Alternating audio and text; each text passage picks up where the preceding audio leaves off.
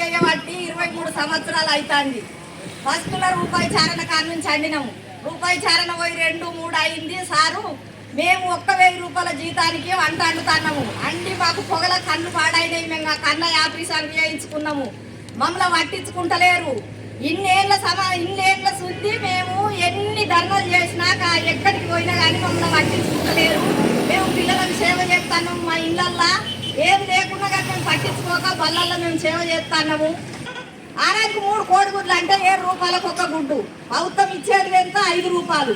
ఒక్క పిల్లకు మేము 2 రూపాయలు మా ఇంట్లోకి పెట్టుకున్నాక మేము ఎట్లా బతుకుడు? మేము ఎట్లా బతుకుడు? మా పిల్లలు ఎట్లా బతుకుతారు? మేము చేసేది 1 రూపాయి అత్తదాని చేసిన ఇంట్లోకే 1 రూపాయి పెట్టినాక మేము ఎట్లాంటి పెట్టుడు? సారు మీకు నమస్తే, మమ్మల్ని పట్టించుకోండి. రాష్ట్ర పిలుపులో భాగంగా జైత్యాల జిల్లా కేంద్రంలో కలెక్టరేట్ ముందు మధ్యాహ్న భోజన కార్మికులు ధర్నాకు దిగారు. వాళ్ళు గత 22 సంవత్సరాలుగా గవర్నమెంట్ స్కూళ్లలో వంట చేసుకుంటూ వారికి మరి ప్రభుత్వం పట్టించుకోవడం లేదు. కనీస వేతనాలు ఇవ్వడం లేదు.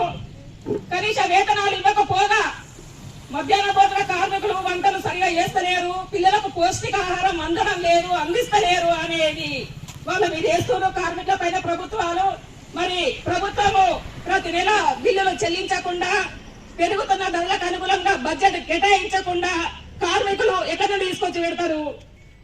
కార్మికులు ప్రభుత్వాల దగ్గర బడ్జెట్ పెట్టుకొని కార్మికుల మీద నిండమోపడం ఎంతవరకు కరెక్ట్? మరి ప్రభుత్వాలు ఆలోచించాలి. ప్రభుత్వం ఆలోచించకుండా నెలల తరబడి పెండింగ్ లో బిల్లులు ఉంచుకొని వీరు వంట మంచిగా చేయకపోతే ఇంటికి పంపిస్తామన్న ఉద్దేశంతో మాట్లాడుతున్నారు మరి ఇక్కడ ఉన్న పాలకులు.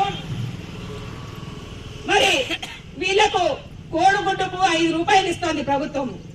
మార్కెట్లకు వెళ్తే 7 రూపాయలు ఉంది. 2 రూపాయలు ఎక్కడి నుంచి తెచ్చుకొచ్చి పెట్టాలి కార్మికులు? ఈ విషయం కూడా ప్రభుత్వం ఆలోచించాలి. బియ్యము నాణ్యమైన బియ్యం ఇవ్వడం లేదు. దొడ్డు బియ్యం ఇచ్చుకుంటూ బియ్యం అన్నం మంచిగా అయితే లేదు, పిల్లలు తింటలేరు. మధ్యాహ్న భోజన కార్మికులు వంట మంచిగా వేయడం లేదు, మంచి నాణ్యమైన బియ్యం పెడతలేరు అని చెప్తుండ్రు. మరి అందులో ఇసుక, పురుగులు, మెరిగలు ఇవన్నీ కూడా ఉంటున్నాయి. 22 సంవత్సరాలుగా స్కూళ్ళలో వంట చేసుకున్న కార్మికులకు పిఎఫ్, ఈఎస్ఐ లేదు, ప్రమాద బీమా సౌకర్యం లేదు. మరి ఇప్పటికీ చాలా మంది పొయ్యిల దగ్గర అంటుకొని చనిపోయిన వాళ్ళు ఉన్నారని మేము కాటన్ బట్టలు యూనిఫామ్ ఇవ్వాలని ప్రభుత్వాన్ని అడుగుతున్నాము.